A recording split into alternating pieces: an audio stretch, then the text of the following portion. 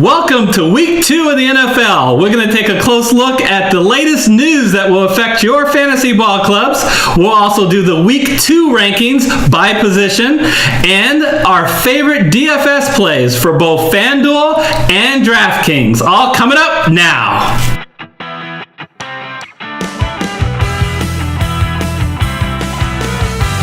Hello everyone, I'm Eric Lee. And I'm Gary Kurtzman, and we are the Fantasy Football Consultants. Eric, Week 1's in the books! It's in the books. What a crazy Week 1. Tons of scoring, tons of upsets. Tons of scoring, great upsets, and a lot of news that came out of the Week 1 that are going to affect not just Week 2, but for many weeks to come. And Eric, let's get right to it. All right, first on the news slate, Delanie Walker, tight end for your Tennessee Titans. Eric, ouch, that one hurt. If you saw the play, it was ugly. Like broken ankle, he's got ligament damage. That's a tough thing to come back from to full strength for anybody, but for 34-year-old Delanie Walker, you got to wonder if this might be the last hurrah of his career. If you can take advantage of a situation in some way, it's your duty as an American to do it. I couldn't agree with Smithers more.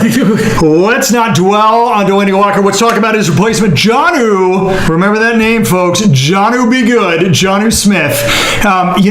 Look, third-round draft pick, second tight end off the board last year. He was compared to Delanie Walker. He's fast. He's big. He is going to absorb the vast majority of the 100, and you heard that number right, 100 targets that Delanie Walker usually gets per year. Jonnu Smith is not a household name, but he immediately becomes a top 10 tight end, and he's somebody, if you need tight end help, you need to take a serious look at for pure opportunity play. Yeah, and Gary, I guess it was not a good week for old tight ends. No, not at all. What a tee up out of the park. Greg Olsen, how about we talk about him next, folks? Tight end for your Carolina Panthers.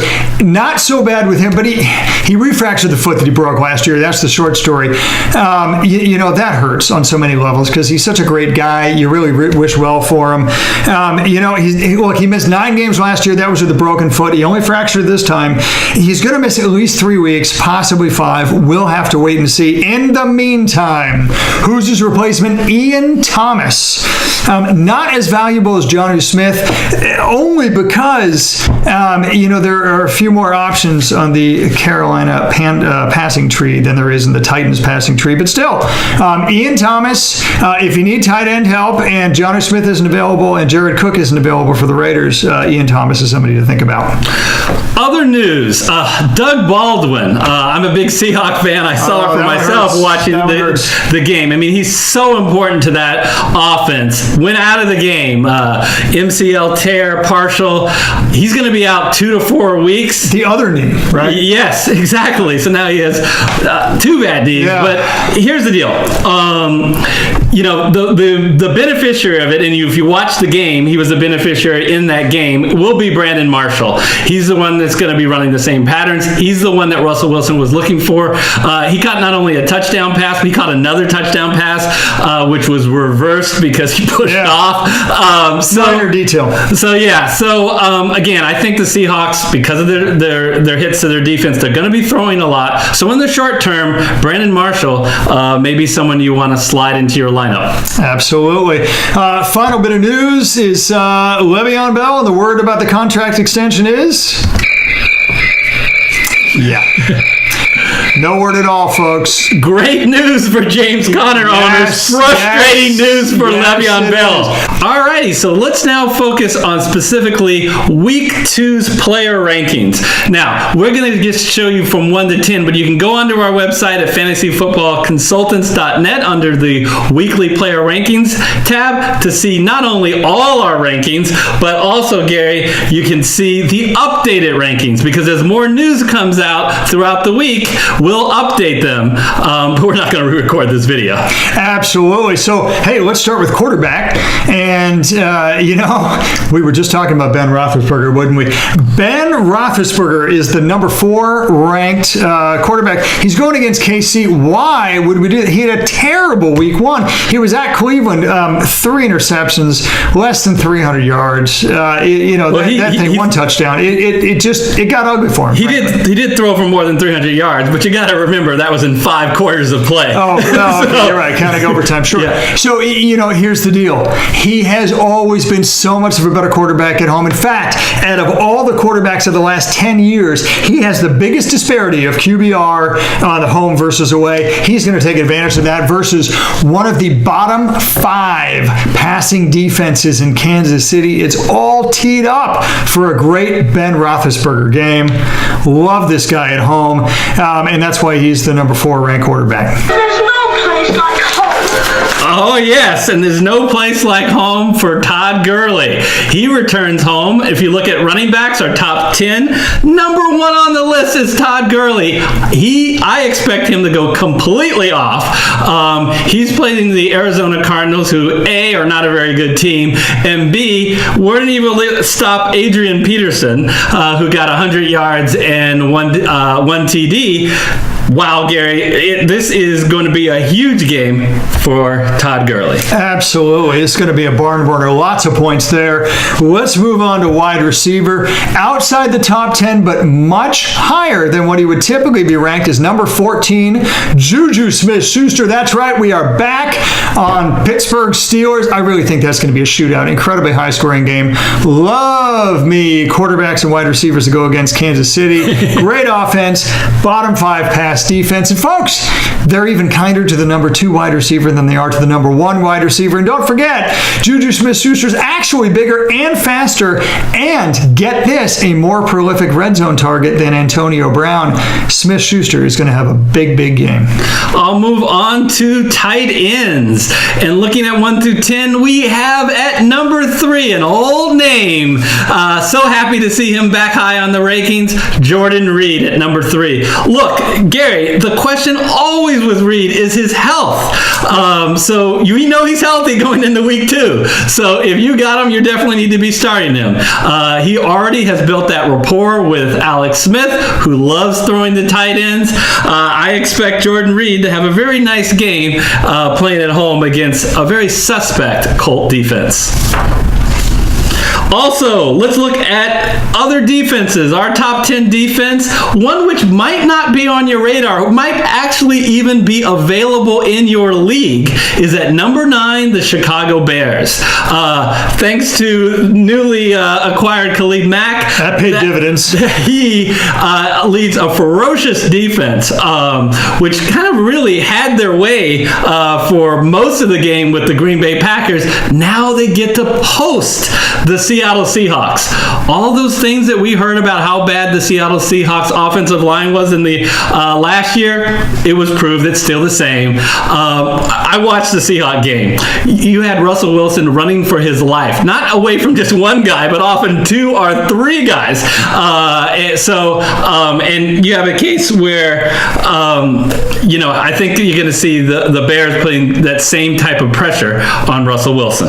Oh, absolutely. Absolutely. No question. And he's going to be without Doug Baldwin, so that also hurts Seattle. So one of the things that we're doing this week is, because FanDuel and DraftKings does have dramatically different pricing, we're going to separately talk about our top picks at each position for DraftKings and separately for FanDuel. Kick us off for DraftKings, Gary. Yeah, let's talk about the DraftKings value picks, where I'll just focus on one person at each position. We're going to start off at quarterback. Pat rolling with Mahomes. Love it. Boy, was he impressive in his NFL debut. But you know what I love about him? He'll only cost you $6,100. He's the QB12. I'm telling you. Look, Pittsburgh has been one of the worst pass defenses ever since Ryan Shazier got injured and is now out of football. And the Chiefs' passing attack is absolutely one of the NFL's best.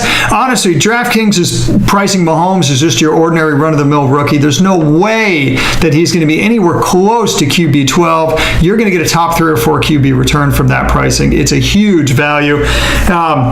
Running back, Adrian Peterson. So a Rocky reference there. Go with it. If I were the man I was 5 years ago, I'd take a flamethrower to this place. Well, Fortunately, Indianapolis has the same rushing defense it had 5 years ago. They've had 5 years to improve it. Still hasn't happened. Here's the theme. One of the bottom 5 rushing defenses, actually one of the bottom 3. This is a game flow pick, folks. Washington is going to beat up on Indianapolis early. Look for Adrian Peterson to get another 25 carry day. That spells more than 100 yards and at least 1 touchdown. And yet, he'll only cost you $5,500. He's priced as an RB18, folks. He's a top 10 running back. What a bargain. Love that value. Now, tight end. The puns are going to get better. Wait for it. Jonnu Be Good Smith. Oh, I'm going to use that a lot. Okay. Titans versus Houston. He's priced $3,100, tight end 17. Bottom line is he's still priced as the tight end 2. DraftKings hasn't caught up with the fact that Delaney Walker's out for the year. Take advantage of that, folks, because Houston's got a great run defense, but they're bottom 10 in the pass defense, and they're even worse against slot receivers and tight ends. Take advantage of that. Jonnu Be Good Smith. Finally, on your defense, here's a bold move, folks. Go with Minnesota. Everybody knows Minnesota Vikings are one of the best defenses in the league, but of course they're playing the Packers. Holy crap, you never go against the defense of the Packers. This is a play that suggests that Aaron Rodgers is going to be far less than 100%. If he's immobile in the least, that Minnesota pass rush is going to have a field day with him. And they talked to him afterwards. There was damage to that knee. And the only reason they let him go back out there was they said that they don't think they can make it worse.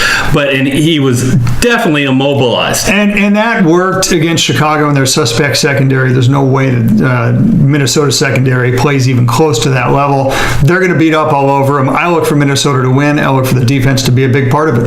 All right. What if you play FanDuel? We'll put my favorite FanDuel plays. We'll start with Case Keenum. At only $6,700, he is a QB19 according to FanDuel. Remember, you get a $60,000 salary, team salary. Look, Denver found out that, a competent quarterback can actually help your passing game. So he immediately has rapport with Demaryius Thomas and with Emmanuel Sanders. He had a great game. He threw for over 300 yards. He threw for 3 TDs. Look, and he's QB19. I take full advantage of that. And he's playing the Oakland Raiders, who, again, the Raiders don't have the best D in the world either. So take advantage of that. At running back, Rex Burkhead at $6,300 and listed as an RB20. 20? Now, normally I say stay far away from any Patriot running back. But guess what? Sony Michel missed game 1, and who knows about his status for game 2?